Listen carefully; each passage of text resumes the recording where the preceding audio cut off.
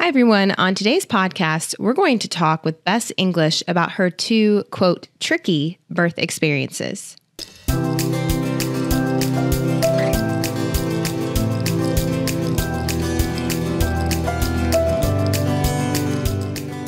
Hi, everyone. Before we get started with our interview with our featured family today, I wanted to let everybody know that we have just had an amazing response to our free public webinars all about the evidence on natural induction.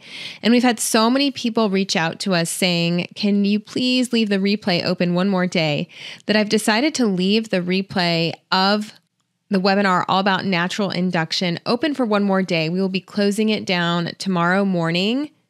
So today, November 6th, is the last day to sign up to watch the webinar replay. You can access the replay of the webinar for the next 24 hours only at evidencebasebirth.com/webinar. Our 20% off sale on the professional membership is officially over. However, if you were at a birth or you were straggling for whatever reason, feel free to email info@evidencebasebirth.com to see if you can sneak in, and perhaps one of our customer service people can help you with a coupon code to get that 20% off price for just one more day. But after today, November 6th, that will be the final cutoff for anyone who wants to join under the sale price. And with that, let's get started with our interview with Bess English. On today's podcast, we're going to be talking with Bess English. Bess is a parent living in the panhandle of Florida outside of Pensacola. She's the mother of two children, a 4-year-old and a 6-month-old. Bess says that her first birth experience was traumatic, and it took place in a hospital setting in Birmingham, Alabama. When she was pregnant with her second child, Bess and her husband took the evidence-based birth childbirth class with instructor Tracy Weaver, who was both her childbirth educator and her doula. Bess has also participated in one of the first filming sessions for Mother May I, the documentary directed by Kristen Pascucci. And she recently attempted a VBAC home birth in Mississippi 6 months ago that did not go as planned. Welcome, Bess, to the Evidence-Based Birth Podcast. Hi, Rebecca. Thank you so much for having me. So tell us a little bit about how you met EBB instructor Tracy Weaver and how you found out about the Evidence-Based Birth childbirth class. I met Tracy when I was living in Montgomery, Alabama. She was a local doula there. And after going through my first birth, that was one thing. Looking back, I really wish that I'd had a doula. I did not with that birth. And so when me and my husband were considering adding another little one to our family, we knew that we were going to find a doula that time.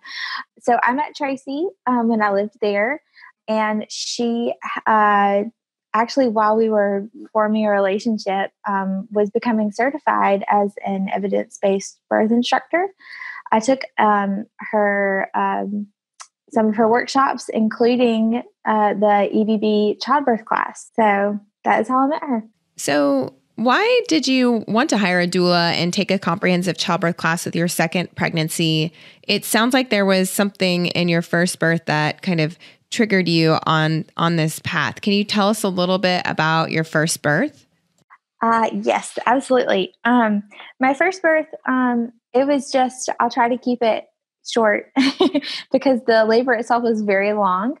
I became pregnant with my first. I was with an OB. I did not really have a relationship with this OB. He was just someone that I went to see, once every year or two. I became aware in myself that I was wanting to pursue a natural and unmedicated birth. And I had done some researching, and I knew that the OB that I was with had some red flags. So I switched. I fell victim of a very good advertising campaign. And I ended up driving an entire hour and a half to deliver my child at a hospital in Birmingham, Alabama.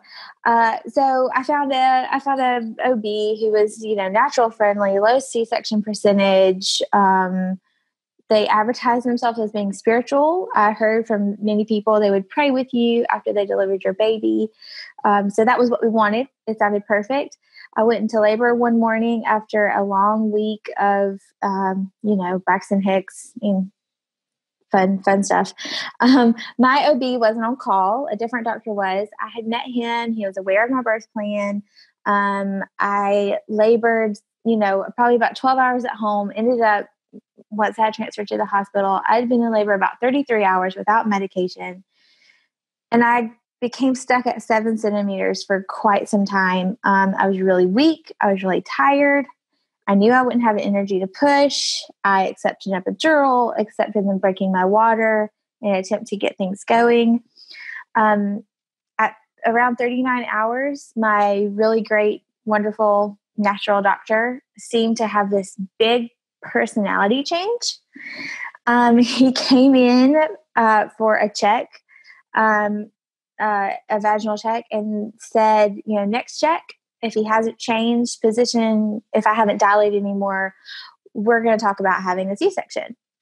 So that made me nervous, and I just kept laboring. The next check was about an hour later, and he told me that I needed a C-section right then, or I would have to fire him. It just kind of escalated really quickly. But there wasn't any immediate trouble. I was okay. My baby was okay. Our stats were fine. We kept asking the nurses, like, is something wrong? Is something happening that we're not aware of? So we started to kind of question him. He had given us a second to talk about it. And so we were just really wanting just some basic, like, can you please explain this a little bit better to us so that we understand what's happening? And then he got very angry that we were asking these questions, and he raised his voice. He started yelling at me, yelling at my husband. He insulted my intelligence. He asked me how old I was, and informed me that he had been practicing medicine longer than I've been alive. He said I was putting my ideal vaginal birth over the health of my child. He told me he was being so patient with me, but he still wouldn't give me a reason that the C-section was happening. And I just really wanted a clear reason, but he informed me that this was going to happen, or I was going to have to fire him. And that was my only option. So we said, okay, can I have another doctor then? This is a big hospital. And everyone told us, there is no other doctor. This is the only doctor that's in our entire building, including our emergency staff, that can help you deliver this baby. He is the only one. It has to be him. So we were very illiterate in knowing the law in Alabama at that time, and we didn't know what to do. We had done our very best to educate ourselves on natural birth, but we didn't really do much educating on advocacy. And my poor partner, my husband, was, he went from one nurse to the next asking, okay, can I talk to your boss? Can I talk to your boss? Can I talk to his boss? And trying to get to someone who could help us. And they knew that we didn't have all the tools that we needed. And so they threatened to have security remove my husband. And at that point, there was nothing else really that he could do. He felt like he knew he didn't want to be removed from me. So I didn't want him removed from me either. So we consented to the C-section. We begged for another doctor to do the procedure, but we were denied that as well.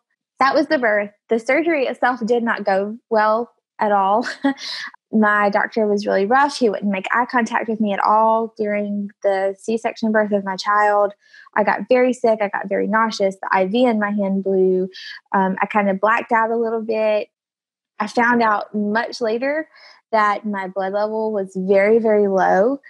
About 12 hours after surgery, they tested my hemoglobin levels, and they were at a 4, which was really, really low. I ended up with, transfusions and everything else. And they never addressed this with me, but I had in the years following, I had 2 OBs and a midwife look at my charts and tell me that I had hemorrhaged, but they didn't really address it with me at the time. They never said the word hemorrhage to me. I think they just didn't want, I'm not quite sure. So looking back, do you have a better idea of why they wanted to do the cesarean and why they were pressuring you? Were they themselves under some other kind of pressure or something like that? My firstborn was born at 11:45 at night. So I know that a shift change was coming. And I also know I had been stalled at 7 centimeters for a while. And when they did the C-section, my baby was OP. So I had a lot of back labor.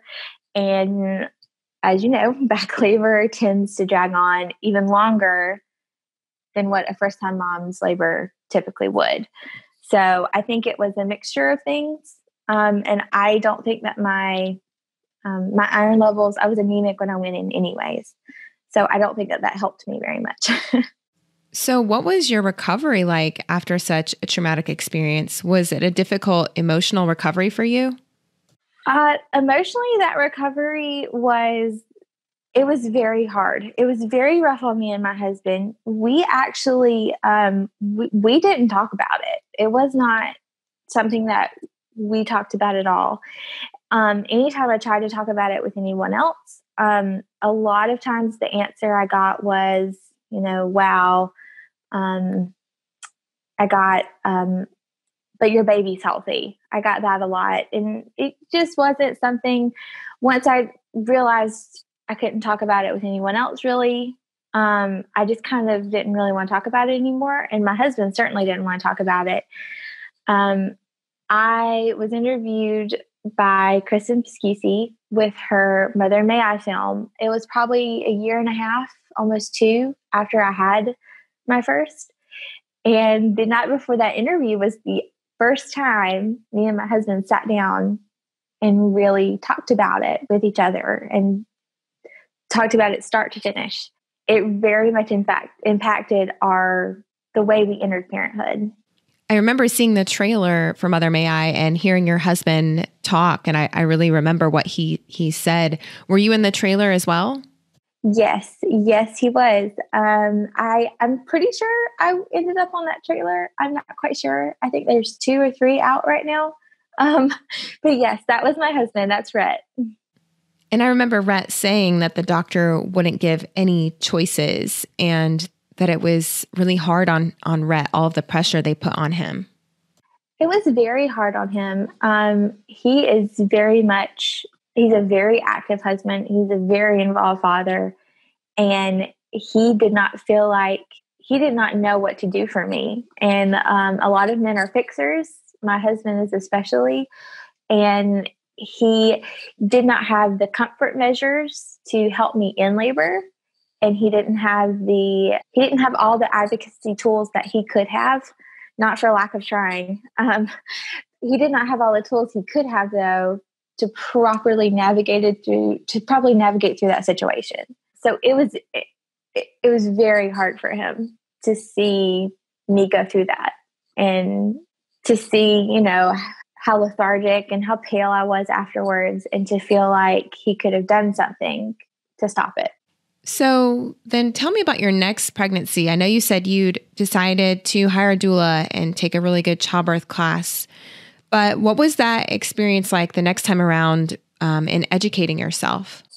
Well, I thought, I thought I had educated myself the first time. I thought that I knew what I was doing. I thought that I was prepared.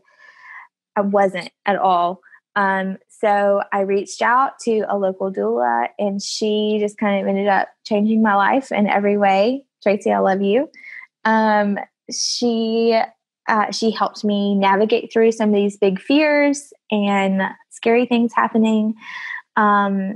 She showed me, and a lot of it was through your childbirth class, Rebecca. She showed me some of the holes that were missing in my education. And she helped me and my husband get on the same page about a lot of that. So once we got all of that out of the way and all of those feelings of trauma, we were really able to dig in to our pregnancy and just focus on the pregnancy and relax and know that at the end we would be okay. Right before I ended up getting pregnant with my second, we had a big move. We moved a couple hours away, and we moved into Florida. I legally could not pursue a VBAC at home. I could not have a home birth if I was trying to have a VBAC. I found a doctor there that I liked, but then when we moved, we had to scrap all of our plans and start over. And then I got pregnant. So we had to really figure out what we wanted to do.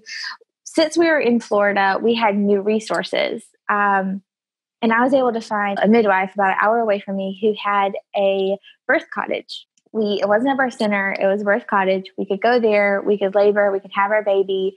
I could VBAC. It would be legal. We decided that, even though we had put the fears of a hospital birth aside, this was still what we wanted to do. This looked like a better path for us. So that's what we pursued. So my pregnancy continued with this midwife, and, we formed our relationship with her. We made sure that I had a backup at a hospital. We formed a relationship with that OB. He was very VBAC friendly, knew that I was going to be trying to labor at home, was supportive of that. Tracy volunteered to drive all the way to where we were, which was like a 3.5-hour drive from her, so that she could still be there for me. So I had a really good team, and I felt like we were good to go. So we were going to be back. That was what we were going to do. So you were going to drive to another state about an hour away?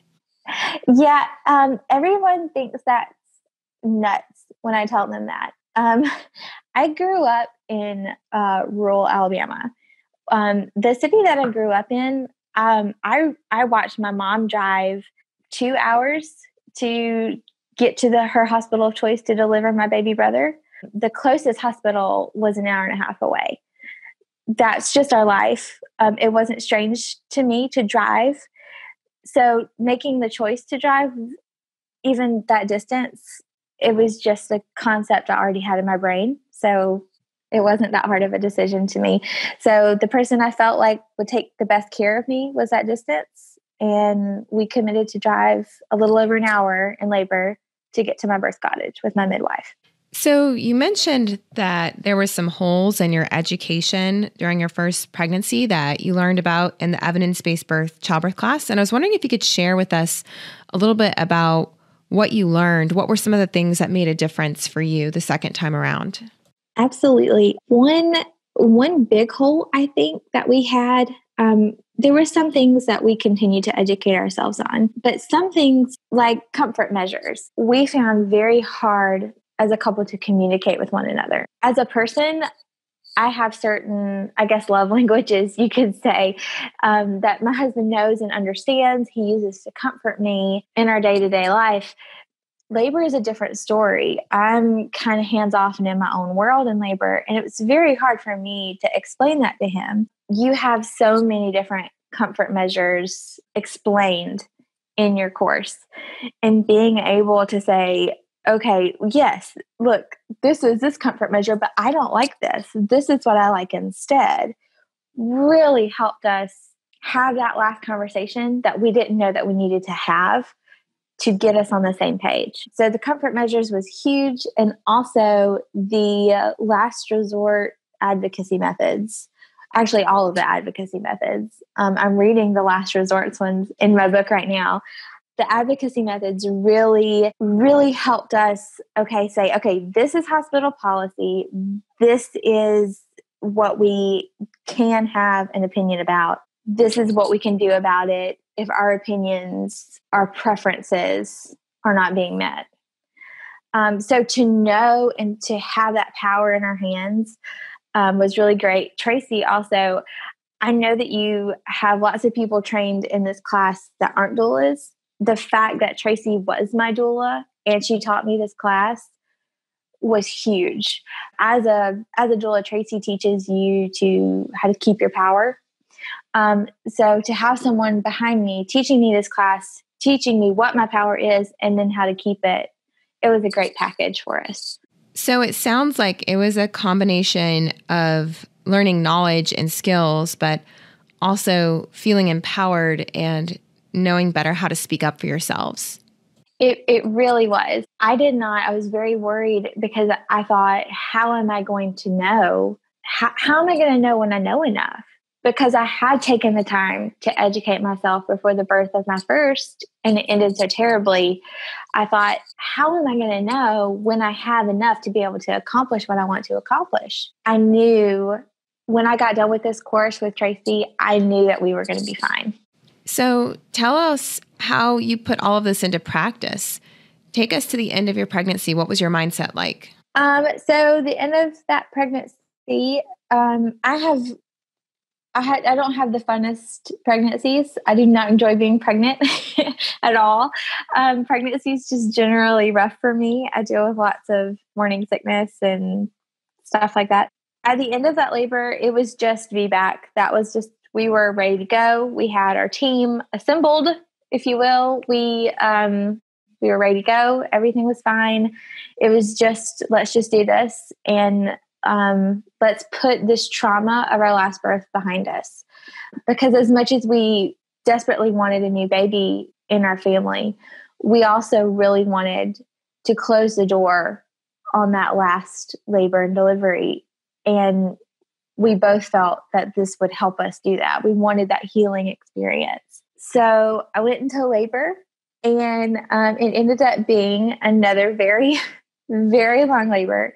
I knew after my first ended up being OP that I wasn't going to let that happen again. And so for people who aren't familiar with the term OP, Bess is talking about occiput posterior, which is when the baby is in a posterior position that can sometimes make for a more difficult, longer labor. Yes, it did. It was all longer, all harder, lots of back labor. I wanted to do everything I could to not have that experience again. Did lots of research, did spinning babies the entire time that I was pregnant, had lots of trips to the chiropractor. My baby stayed in a good position the whole time, even up to the end. We were ready to go.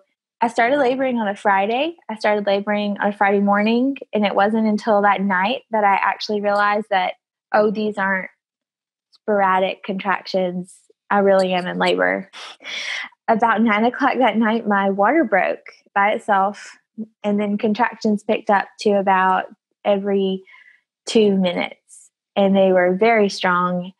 And I thought, oh dear, this is already not going exactly the way that I want to. I was very much hoping, I was relying on those waters to stay intact to help me through labor. You can't plan labor, but I definitely was not planning on my waters breaking that early.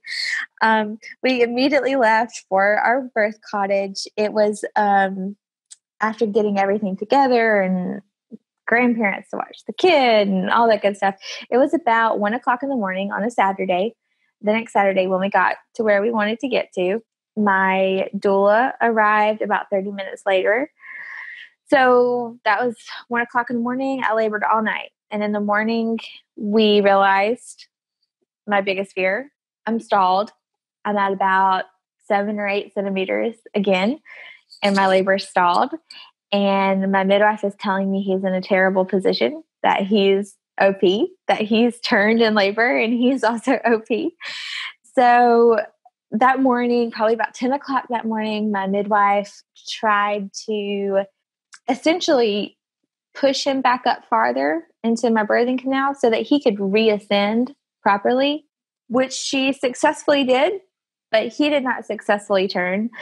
So I continued on laboring. I labored that entire day. I was nauseous and sick the whole labor. About 7:00 that night. So it was 7:00 at night. I'd been in labor since the day before at about 8:00. I was tired. I had been stalled for probably 10 hours. My waters were still broken. We all knew it was time for a hospital transfer. We knew that it wasn't an emergency. We knew that everything was okay. My midwife had a good fetal heart rate. Everything was okay. Something wasn't, we could not get that baby where he needed to be.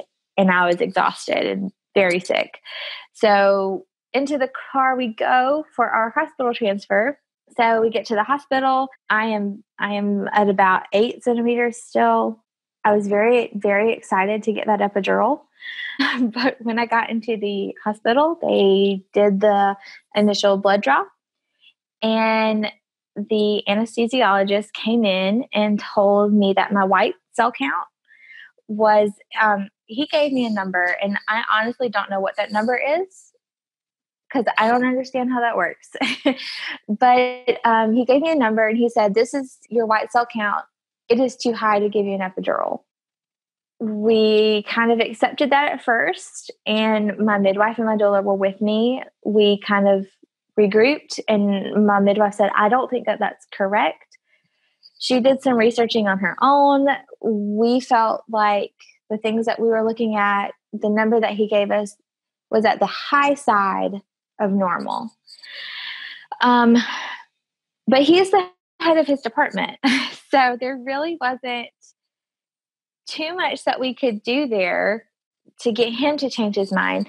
So my husband, having some advocacy methods in his pocket, he decided to talk to some patient advocates. We wanted them to redraw our blood and to draw my blood and to see if that number was the same, if it was any different, if he would reconsider it. It had been hours later at that point. So he was also asking to check and make sure it wasn't a false positive, that the results, make sure the results weren't incorrect. A false result, if maybe I was very dehydrated when I came in. I hadn't been able to keep anything down. They had me hooked up to fluid to see if that number went down when I had fluid. There were lots of different factors, and we knew there were lots of different factors. We wanted to see if that number was lower a few hours later. My husband got in contact with some patient advocates, knowing that we could do that, and that the head of the department wasn't our last option, I guess. So these patient advocates came in and talked to us, and they said, "Okay, we will see what we can do to get that blood redrawn for you." About an hour later, they still hadn't gotten in contact with us.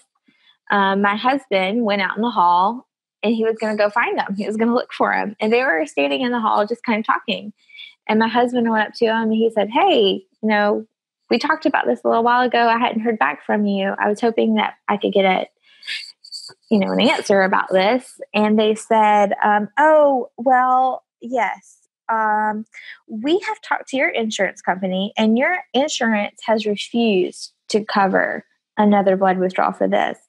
And I'm really sorry, there's nothing else that we could do," which was really funny because we were self-pay. So they had no insurance to talk to. So my husband said, "Oh, okay, well, that's good because we aren't using an insurance company. We're self-pay. So if it's just up to us, we'll absolutely pay for it. So if you wouldn't mind getting that going for us, I would appreciate it." So they came back another hour later, and they did draw my blood. The number, unfortunately, hadn't gone down, and we decided, okay, we're not going to fight the epidural anymore. I continued to labor without an epidural, which was okay. I had already had it in my mind that I was going to be going through a labor unmedicated. Just kind of got back in that mindset, and we kept going. We had gotten there at about 6 or 7 that night. About 1 or 2 a.m., I had been there a while. They had hooked me up to Pitocin, which is what I wanted. I needed something to keep my labor going, hoping those stronger contractions would help my baby's position. About 1 or 2 in the morning, I had a nurse. This nurse had been my nurse the entire time I had been in there. She wanted Marshall on the monitor because I was on Pitocin, which that is a completely valid thing to want. When you are trying to VBAC, you're dealing with the possibility of uterine rupture. Pitocin's really hard on your uterus. They wanted to make sure that my baby was, his heart rate was fine. The problem with that was they could not keep him on the monitor because he was OP.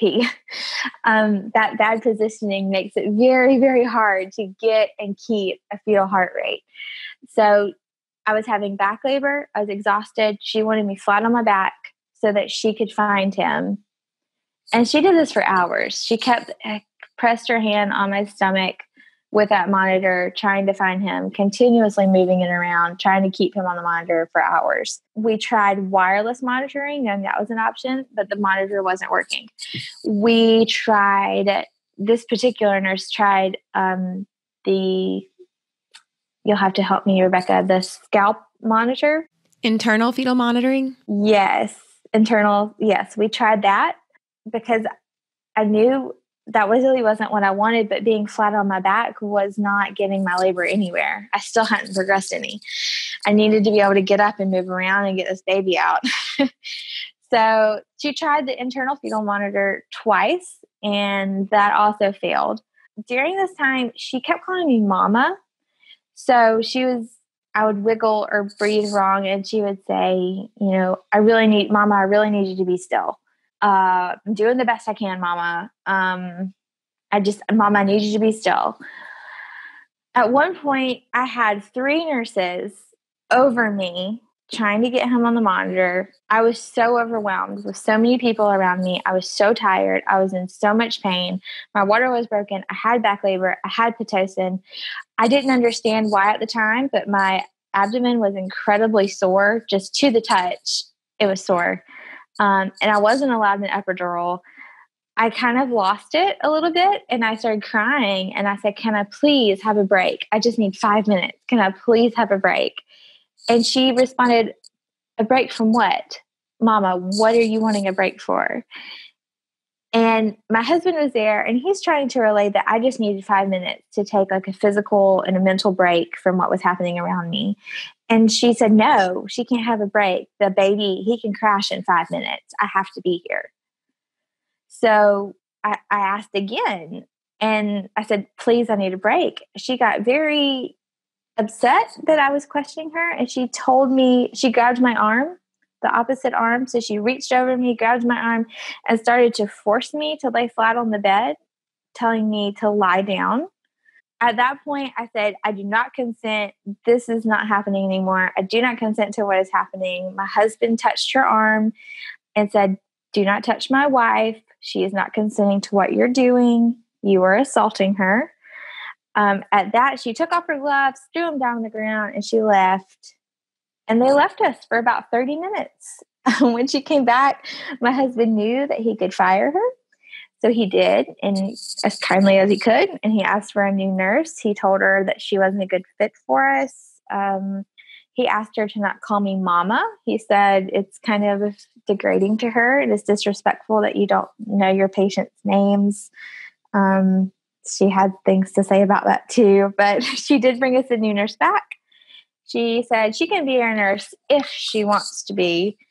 But it was okay because we handled it. We got a new nurse. The new nurse was fantastic. She got the internal monitor on like we wanted, and I was able to labor. I was able to labor for that was probably about 2:00 in the morning. So that was another 12 hours that I was allowed to labor, to move around without an epidural, to hinder, to get that baby down.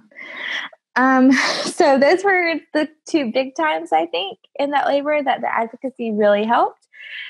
Especially my husband, he knew that he could handle that. He knew that he could advocate for me. We knew what our rights were in that situation, and we handled it. And what could have been just really upsetting and traumatic, we kind of, at least I was able to like mentally breeze through it. Like, okay, my husband handled that. I'm good. I can keep going. I'm good. It's crazy to think about what a potentially extremely traumatic situation that could have been. But because you had someone to speak up for you, you were able to just keep doing your thing.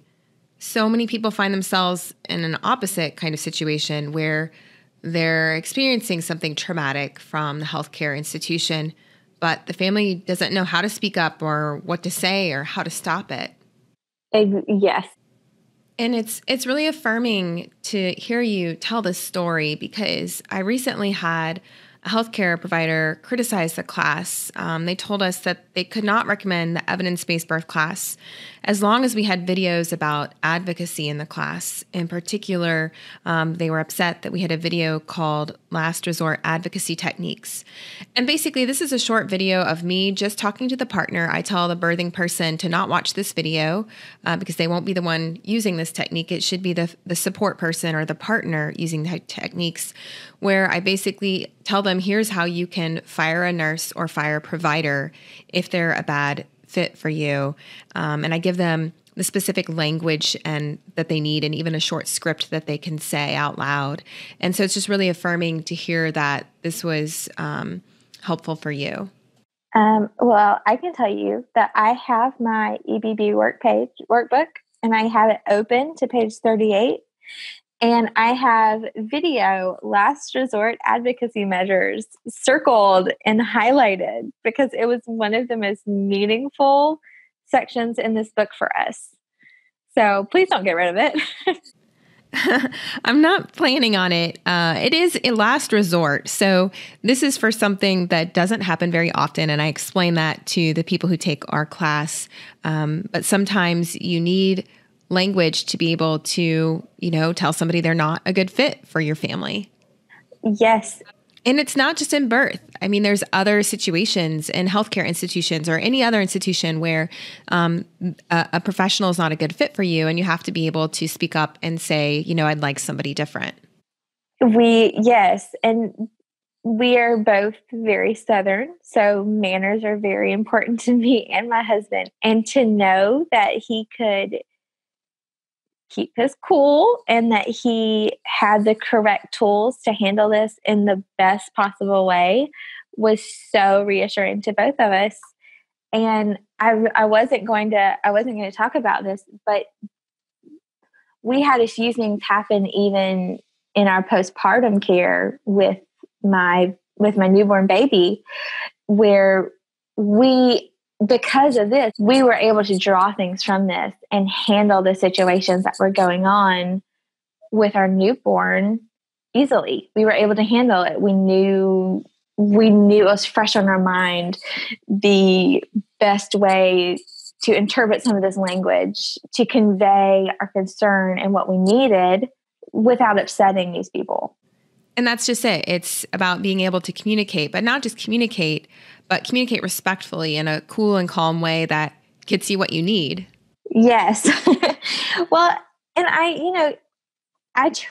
we try to be understanding. These people are working long hours. This lady, this nurse, she's just trying to get my baby's heart on the monitor. She wants to make sure that we're both okay. It's a big job. It's a hard job. They have a lot put on their shoulders, but that doesn't mean that there aren't ways for you to get the experience that you need, if that makes sense. And I think though that the nurse kind of dehumanized you. She saw you as a quote mama, end quote, on the monitor, not as a human being who was suffering. You had been laboring so long without an epidural. You were not allowed to have an epidural. And in that minute, you needed grace and support to get you through to the next minute. So tell us what happened next. I know you had the internal monitor, which some people aren't familiar with that option, but it is a way of monitoring the baby's heart rate, but can give you more freedom of movement because movement doesn't usually disrupt the signal. So what happened after that? Yes, I did. It wasn't a decision I made lightly. There's lots of risks that come with that. But at the point that we were at, I needed to birth in vaginally. I knew I needed to be able to be moving around and not flat on my back. And I was in a lot of pain. Back labor, laying flat on your back is a lot of pain. So because of that, I was able to get up. I was able to move. I had my doula with me. She was helping me. We were spinning babies. We were trying everything that we could to get him. And I have to say that your doula is not only a highly experienced evidence-based birth instructor, but Tracy is also a spinning babies parent educator. She sure is. Yes. So she has it all. If you're in Alabama, go find her. She's fantastic. Yes, she helping me. She was helping me reposition. We were trying everything that we needed to do, and we could not get him to engage any more than he did. Toward the very end of this, okay, so this labor ended up being like 55 hours long. I feel like I've been talking to you about it for that amount of time. It was long. It was longer than my first one. At the very end of that, my cervix started to swell. So I got to 09 with the Pitocin, cranked as high as my doctors would let me crank it. Again, risk of uterine rupture because of VBAC. I had been going on Pitocin now for, I had my baby at almost 3:00 on Sunday afternoon. I got there Saturday night. So what is that, 15 hours probably of Pitocin. And I got to a 9. I went from an 8 to a 9. My cervix started to swell as it would after that amount of time. I started to have a little bit of meconium because my water had been broken. They tried something that was pretty great. They gave me some Benadryl through an IV. And I had not heard of that until my labor. But they asked if I wanted, and they pushed some Benadryl through an IV, and it reduced that swelling. But even then, we could not get, because the way he was positioned, could not get him past my pelvic bone. He wouldn't engage. It just wasn't happening. And looking back, I still don't really know. I'm sure there's something I could have done, but I didn't know then, and I don't know now what it could have been. But when I went in, when we transferred to the hospital, when this anesthesiologist would not give me an epidural, he offered then, we could do a C-section under general anesthesia now. So here I am. It's 2:00 in the afternoon. 2:00 in the afternoon on Sunday. I've been in labor since Monday morning or Friday morning. Been in labor since Friday morning. It's 2:00 on Sunday afternoon. We are all exhausted. My doula has been up this long. My husband has been awake this long. My midwife has been awake this long. I have been awake this long. We are all zombies. I'm in pain. This baby is not descending or engaging. We have tried everything. We have spun this baby. My midwife has pushed him back and let him descend. We have tried Benadryl. I even had a nurse push on my cervix and let me push for a few minutes to see if we could get him past that point. And we couldn't. So we talked to my OB, which because I had a new team, because I knew different things to look for, because I was more informed, we were able to find this amazing OB who sat with us, who sat with me and my husband, who said, "Is this what you want to do? This is where we are. Your stats are okay. Your baby stats are okay. Nobody's about to die, but y'all look like you're all about to pass out. You're so tired. Do you want to do the C-section?" And at that point, it was a very hard decision, but it was not one like it was with Truman, with my firstborn. We had a choice. It wasn't, this is what you're doing. It was, this is what we can do, and this is why we're doing it. And that was really all we needed. So we proceeded, and I had a C-section. It was under general anesthesia. I had a really hard time coming out of that. So it was about 2.5 hours until I was fully awake and able to hold my baby. But this was a better experience than my first. And I think it was because we didn't lose control. It's one thing to look back on a labor and to look back on it and say, I can't believe XYZ happened. That should never have happened. How did that happen to me? And it's another thing to look back and said, well, this happened, but I'm so happy and I'm so proud that we were able to handle it the best way that we could.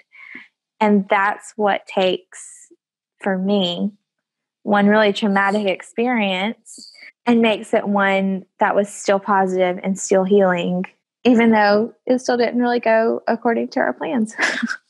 And it sounds like you two are really proud of how you coped with everything and how you made decisions all along the way.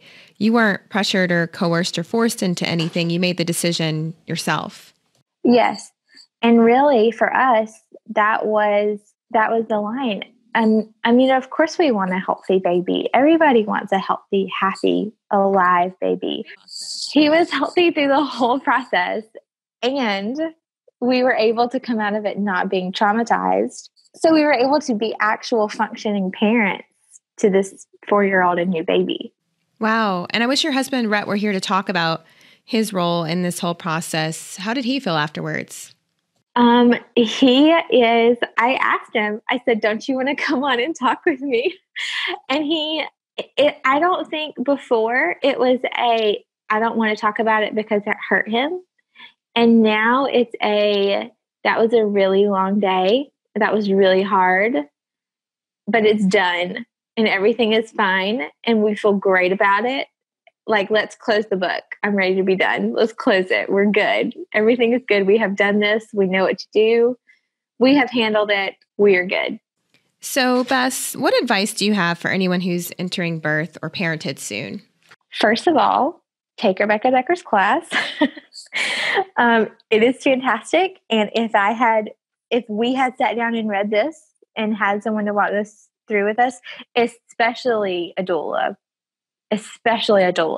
to also be there in the labor and delivery and remind us of these things. If I had this with my first, I do not think that it would have ended up, even if it had ended up with a C-section, it would not have ended up like that. I guess I would say I had a traumatic birth. I had a failed VBAC, but I'm okay. And I'm okay because I've become an informed parent. So be an informed parent. Don't be an uninformed parent. Know what you're doing. Know why you're doing it with everything that you're doing. Then your kids will be protected and you'll be protected too. You cannot know. You cannot know every single thing that can go wrong. We could not know. We didn't need to know all of these details. Like, I did not need to know when I went in. I didn't have to be a doctor. I didn't have to know the numbers of this that this anesthesiologist gave us. I didn't have to know if those were right or wrong. All I had to do was be ready to handle such a situation. And you can handle those. You can handle the good ones. You can handle the negative ones. Birth reform is needed. And I'm not saying that it isn't. Hospital reform is needed, especially labor and delivery. We can do better. But until then, gird up, own your journey. It's better to be able to acknowledge that such and such shouldn't have happened than to have it happen and to be crushed and traumatized because you didn't know what to do. And as much as it's important to be educated and informed, the truth is you can't know it all. None of us know it all. But the important thing is that you know how to find information. And as long as you have the skills to know what kinds of questions to ask and where to go to get information about something you're not aware of, this goes for all kinds of situations in pregnancy and parenthood. Exactly. You don't have to be a nurse or a doctor to go into a hospital situation and to keep your power. I'm gonna steal Tracy's phrase there for a second. Yes, and Tracy Weaver has trademarked the phrase "keeping your power," which is a technique she teaches in some of her own classes and her advanced doula workshops that she teaches through her own business. Yes, and it's fantastic. And it's fantastic. Tracy is fantastic.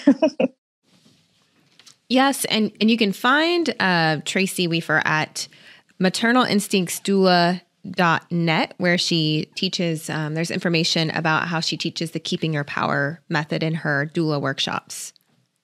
So Bess, what question do you have for me? Is there anything I can help you with? Well, I would like to know, do you have any statistics on this white blood cell count situation that I encountered? Have you ever heard of anything like that? Have you heard of an epidural being refused for something like that? That is not something that I hear happening in my community, and I've not seen anything about that in the research. So if it's okay with you, Bess, I will do some research after we get off this call, and then I'll edit in a little snippet where I talk about that. Oh, I'll be so excited to hear it if you do. It's a thing I've never heard of before.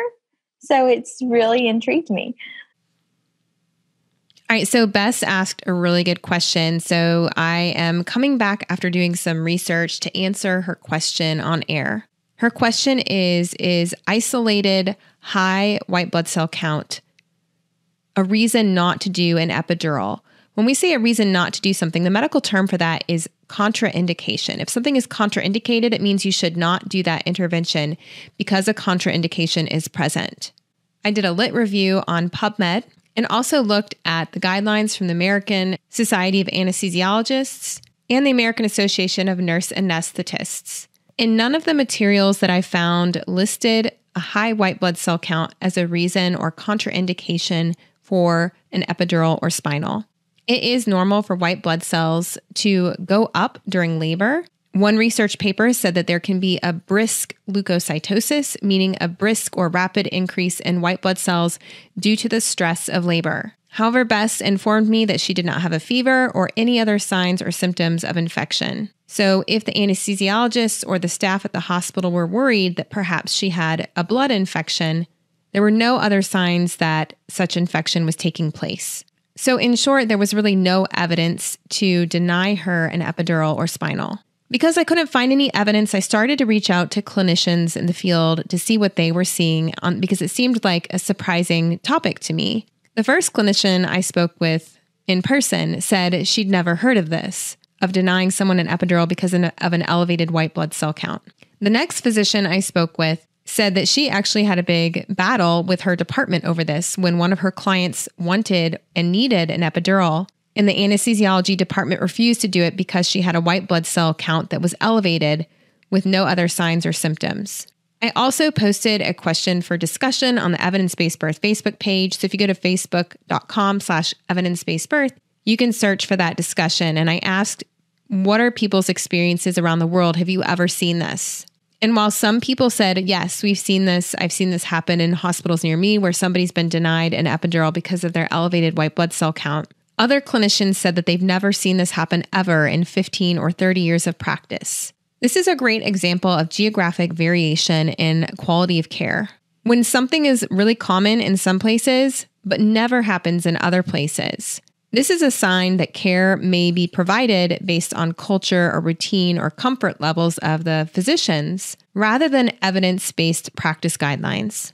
If you're listening to this and you're worried that something like this might happen to you, that you might be denied an epidural for pain relief, remember that you always have the right to ask for a second opinion. You also have the right to transfer hospitals if you feel like you're not getting the care that you need at the hospital you're at.